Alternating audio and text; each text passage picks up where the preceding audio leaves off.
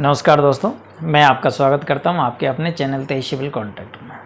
दोस्तों, आज मैं कम से कम 1 से 1.5 महीना हो गया है कोई वीडियो नहीं डाल पाया। उसके लिए सभी लोगों से क्षमा चाहता हूं। बहुत से लोग कहते हैं सर वीडियो डालिए, लेकिन मैं काम की ज़्यादा बिजी होता हूं तो मेरे को टाइम नहीं मिल पाता, इसलिए मैं वीडियो नहीं डाल पाता हूं। तो इसके लिए मैं सभी से क्षमा चाहता हूं दोस्तों।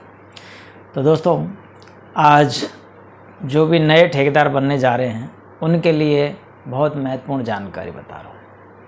अगर आप नए ठेकेदार हैं, और सरकारी ठेकेदारी तो अलग कहानी है, लेकिन मैं आज जो बात कर रहा हूँ ये प्राइवेट ठेकेदारी के बारे में बात कर रहा हूँ। और प्राइवेट ठेकेदारी के अंदर आपको कौन से आदमी, कौन से मालिक होते हैं, उनका काम आपको नहीं करना चाहिए। खास करके जिन लोगों ने मेरे से जो सर्विस ली है,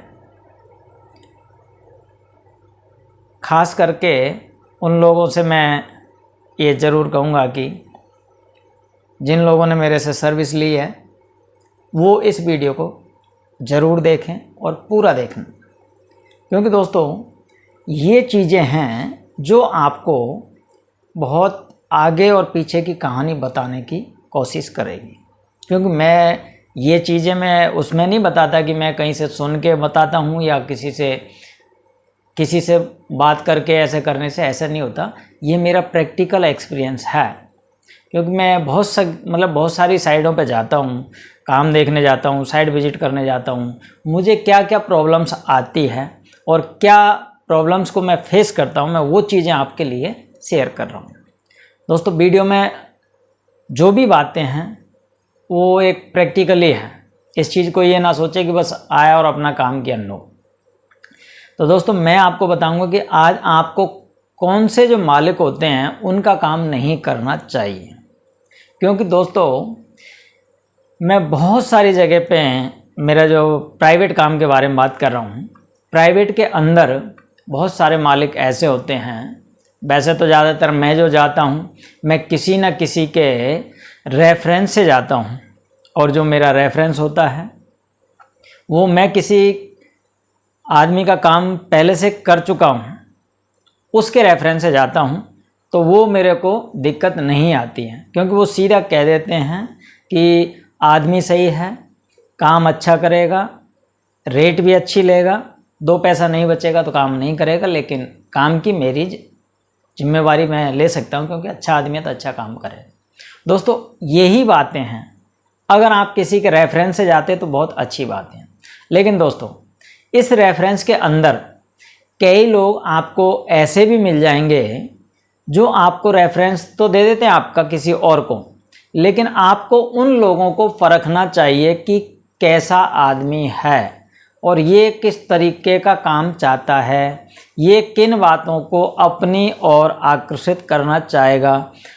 इस जो भी कंडीशंस होती हैं वो आपको शॉर्टकट में बताएगा, क्योंकि वो आदमी आपको पूरे काम की जानकारी नहीं देगा। आपसे सिर्फ और सिर्फ बात करेगा कि बस मेरा ये मकान बनाना है। अब इस मकान बनाने के अंदर बहुत सारी चीज़ें हैं, वो आपको उसके अंदर पता नहीं होती है कि क्या होना है क्या नहीं होना। अब मैं आपको इसका एक उदाहरण के तौर पे प्रस्तुत करता हूँ। दोस्तों, अगर आप कहीं नई साइट पे जा रहे हो, कहीं साइट विजिट करने जा रहे हो, जिसने किसी ने बोला कि भाई हमें ये काम करवाना है, आप उन लोगों से जब बात करेंगे तो सबसे पहले तो उनसे कहिएगा सर मुझे साइट विजिट करना है, पहले मुझे साइट देखनी है। पहला पॉइंट आपका साइट का होना चाहिए। आप साइट पे विजिट करें, साइट देखें, साइट पे क्या क्या चीज़ों का ध्यान रखना चाहिए ये मैं आपको शॉर्टकट में बता रहा हूँ, ध्यान रखिएगा। साइट पे जाके आप पहला पॉइंट देखिए कि आपका माल मटेरियल कितनी दूर है, माल मटेरियल में आने जाने में कोई दिक्कत तो नहीं है। अगर आप विद मटेरियल ले रहे हैं तो आपका माल मटेरियल ख़राब नहीं होना चाहिए, चाहे वो मालिक का हो या आपको, माल तो किसी का भी ख़राब नहीं होना चाहिए। अब इसके बाद में आपको साइडों का ये ध्यान रखना चाहिए कि नीचे अगर बेसमेंट का काम है तो बेसमेंट की बहुत सारी चीज़ों का ध्यान रखना चाहिए। बेसमेंट में बिल्डिंग दोनों साइड होती है, आगे पीछे बहुत सारी प्रॉब्लम्स आती है, तो इन चीज़ों का विशेष ध्यान रखना चाहिए। अब आगे पॉइंट आता है, अगर कोई मालिक आपसे कहता है कि ये मुझे बनाना है, तो सबसे पहला पॉइंट आपका एक ध्यान रखिएगा दोस्तों, अगर कोई छोटा घर है जो ऐसे एरिया में है जैसे कच्ची कॉलोनियों में है या कहीं गांव देहात में है, तो वहाँ तो आप आराम से काम कर सकते हैं, वहाँ की मैं बात नहीं कर रहा हूँ। मैं बात कर रहा हूँ जैसे सिटियों के अंदर क्या होता है, जो भी प्लॉट्स होते हैं वो बड़े प्लॉट्स होते हैं, जैसे कोई फैक्ट्री होती है या कोई बिल्डिंग रेजिडेंस बिल्डिंग होती है, तो वो एक कंजेक्शन एरिया होता है, एक बिल्डिंग से दूसरी बिल्डिंग अटैच होती है। अब बेसमेंट खोदेंगे तो बहुत सारी चीज़ों का उसमें दिक्कत होती है। अब दोस्तों उनमें आपको क्या करना होता है, मालिक सीधा कह देता है कि मुझे बस इसके अंदर 3 छत डालनी है, 4 छत डालनी है, बेसमेंट बनानी है, ये काम है, आप इसको इस तरीके से कर दीजिए। दोस्तों आपको क्या करना है, सबसे पहले मालिक से आप उसकी ड्राइंग लीजिए। अब बहुत सारे मालिक क्या करते हैं, अरे ड्राइंग की ज़रूरत नहीं है, आपको सीधा सीधा काम है, ये आप इस तरीके से कर दीजिए। दोस्तों अगर आपसे कोई भी आदमी इस तरीके से बात करता है कि ड्राइंग की ज़रूरत नहीं है, आपको सीधा सीधा नक्शा बना के हाथ से दे देता है, या ऐसे आदमी का काम ना करें। दोस्तों ये आपको शायद सुनने में अटपटा लग सकता है, लेकिन रियल सच्चाई ये है, ऐसे आदमी के चक्कर में ठेकेदार फंस जाता है। अब ठेकेदार क्या करता है, उसको लगता है कि सीधा सीधा काम जैसे ये बता रहा है, उसके दिमाग में वो चीज़ फीड हो जाती है कि ठीक है इसको 4 छत डालनी है, 4 छत डाल देंगे। लेकिन दोस्तों उसके अंदर बाद में इतने काम आ जाते हैं कि आप करते करते थक जाएंगे और वो कहेंगे नहीं ये तो मैंने आपको पहले बताया था बिल्डिंग के अंदर ये काम है। तो दोस्तों सबसे बड़ी समस्या की जो जड़ है, पहले आप उनसे ड्राइंग मांगे, विदाउट ड्राइंग के काम ना करें। अगर बाय द वे आपको कोई कह भी देता है कि चलिए ठीक है जी, आप उसमें आ जाते हैं कि चलो ठीक है जी मैं कर दूंगा, तो दोस्तों इसको आप कवर्ड एरिया के अंदर ना पकड़ें कभी भी काम को। जैसे लोग कहते हैं स्क्वायर फीट में काम पकड़ लिया, नहीं दोस्तों, ये मैं खुद अपना वो बता रहा हूँ, अगर आपने कवर्ड एरिया में पकड़ेंगे तो आप उसमें फंस जाएंगे। क्यों फंस जाएंगे? क्योंकि कवर्ड एरिया के अंदर आप कितनी भी चीज़ें आप एग्रीमेंट में लिख लीजिए, लेकिन आपसे बहुत सारी चीज़ें हैं वो छूट जाती हैं। इसलिए आप इस तरीके से काम करने से बचें। हालांकि ज़्यादातर लोग इस काम को कर रहे हैं, ऐसा नहीं है कर नहीं रहे हैं, लेकिन वो अपने अपने तरीके हैं, अपने अपने फंडे हैं जो उनको वो निकाल करके और वो अपना पैसा मार्जिन कहीं ना कहीं होकर निकाल लेते हैं। कैसे निकाल लेते हैं वो भी मैं आपको पॉइंट इसी में बता दे रहा हूँ। वो क्या करते हैं, बहुत सारी चीज़ें हैं जिनको एक्स्ट्रा में डाल देते हैं, जैसे पानी का टैंक एक्स्ट्रा डाल दिया, नीचे का फर्श एक्स्ट्रा डाल दिया, गेट की बाहर का में बाउंड्री वाल होती है वो एक्स्ट्रा डाल दिया, और आगे ऊपर की मुमटी एक्स्ट्रा डाल दिया, जीना एक्स्ट्रा डाल दिया, अंदर की काफ़ी चीज़ें हैं वो एक्स्ट्रा डाल दिया, बाहर का प्लास्टर एक्स्ट्रा डाल दिया। ये बहुत सारी चीज़ें हैं। हर अपने आदमी अपने अपने काम में माहिर होता है, उसको पैसे कहाँ से बचाने, वो पैसे कहीं ना कहीं से बचा ही लेता है। इन चीज़ों का वो खुद खिलाड़ी होता है, तो वो फिर उसमें भी कमा जाते हैं। तो अगर आप बिल्डर के अंडर में काम कर रहे हैं तो बचना संभव नहीं है आपका, क्योंकि बिल्डर के काम करें या किसी मालिक का काम करें, वो पूरा एग्रीमेंट बहुत सारी चीज़ें जो हो नहीं पाता है, तो आप आगे चल के फंस जाते हैं। ये विशेष ध्यान रखने वाली बात है।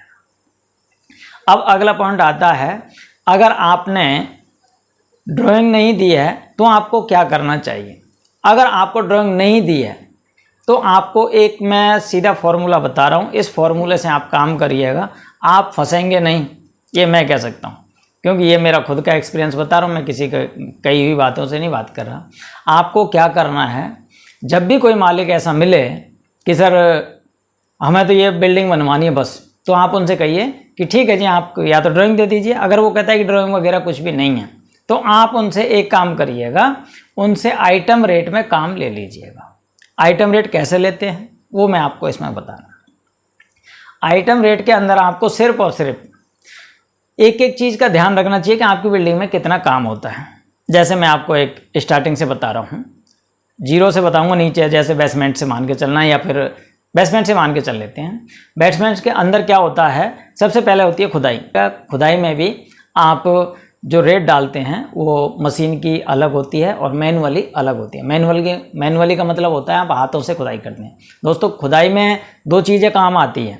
पहली आती है मशीनगिरी, जैसे जेसीबी पाइपलाइन वगैरह से आपने खुदाई तो करवा दी है, लेकिन बाद में मैनुअली जब आदमी ऊपर नीचे हो जाता है तो उसमें आदमी लगते हैं। अगर थोड़ी सी भी मिट्टी ऊपर नीचे करनी पड़ गई तो लेबर बहुत सारी लगती है। इसलिए आप मैनुअली को अलग वो रेट बना के दीजिए और उसका अलग रेट बना के दीजिएगा। कंबाइन कर दीजिए, मैनुअली जो भी रेट लगाएंगे आप उस हिसाब से ले लीजिए, जो जेसीबी भी आ जाए उसमें और अपना लेबर भी आ जाती है।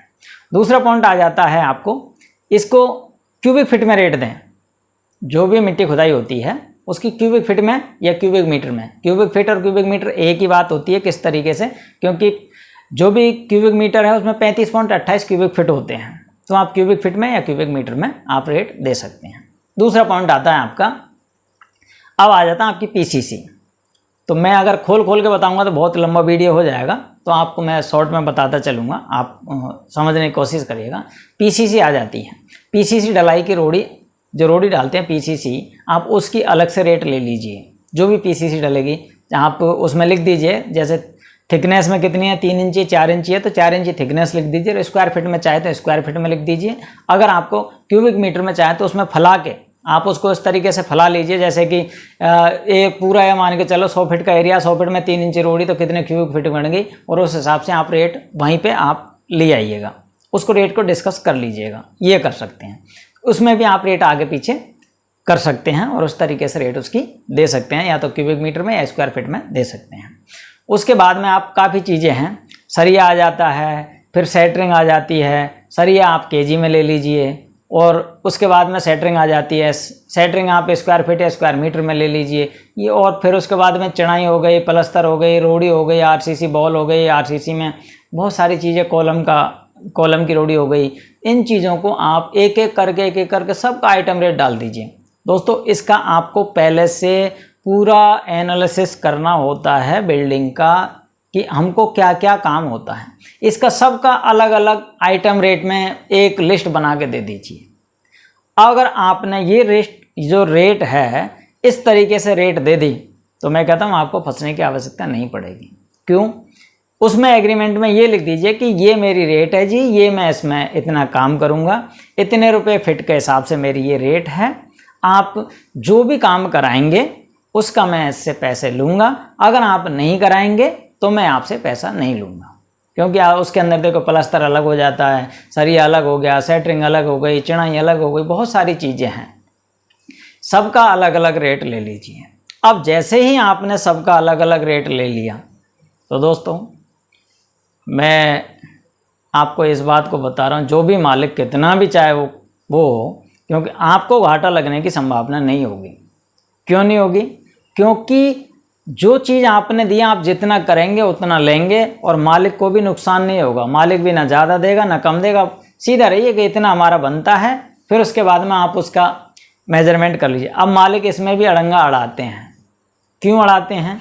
क्योंकि उनको पता है इस तरीके से अगर आप काम करेंगे तो इसमें आपका बिल बनता है, और बिल बनाने के तैयारी में जब कहेंगे कि इससे किससे चेक कराएं, तो उसको डर रहता है कि ये कहीं आगे पीछे बिल बढ़ा देते हैं। तो आपको बिल बढ़ाने की ज़रूरत नहीं है। वो कहते हैं कि आपको हम कहाँ उसमें इंजीनियर बैठाएंगे, कैसे नापेंगे, टाइम लगेगा, लेकिन मत करिएगा दोस्तों।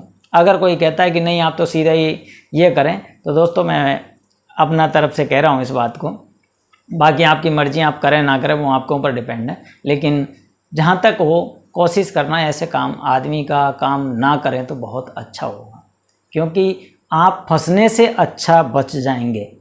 तो वो भी मैं मान कर चलता हूँ वो आपकी ज़्यादा फ़ायदेमंद होता है, क्योंकि बहुत सारे लोग हैं जो बिल्डिंग काफ़ी हैं जो छोड़ के चले जाते हैं, ऐसे फंस जाते हैं, फिर थोड़ी बहुत बनाते हैं, कोई बेसमेंट खोद के भग जाता है, कोई बेसमेंट में कॉलम भर के भग जाता है, कोई ऐसे काम करके चले जाते हैं।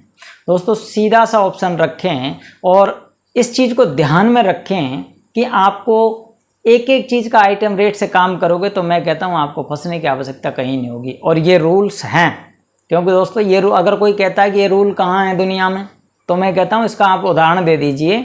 सरकारी रेट जो भी होती है वो मैं जो बता रहा हूँ आपको उस तरीके से रेट होती है सबकी। आपको square feet, cubic metre, item rate में सारा लिखा होता है। नहीं मानते हैं तो मैं आपको बता भी सकता हूँ, आप सरकारी रेट उठा के देख लीजिए। आपके पास अगर बुक है तो उसमें देख लीजिए, बुक नहीं है तो मैं आपको एक चीज़ बता रहा हूँ, मैंने जो टेंडर वाला वीडियो बनाया था उस टेंडर वाले वीडियो में BOQ जो है, BOQ के अंदर भी आपको रेट मिल जाएंगी। उसके अंदर क्या रेट दी जाती हैं वो आइटम रेट में ही होता है, सारा आइटम रेट में होता है। कोई भी टेंडर होता है जो आइटम रेट में होता है। बहुत सारे टेंडर ऐसे भी हैं जो लमसम के बना दिए जाते हैं कि भाई इतने का एवरेज निकाल के वो बना देते हैं, लेकिन आप कोशिश करें कि ऐसा ही काम करें, अन्यथा आपको ना करें तो बहुत अच्छा है, क्यों घाटा लगने से अच्छा है कि आप ऐसा काम ना करें। तो दोस्तों, अगर आपको ये वीडियो अच्छा लगे तो आप एक लाइक करिएगा। थैंक यू दोस्तों।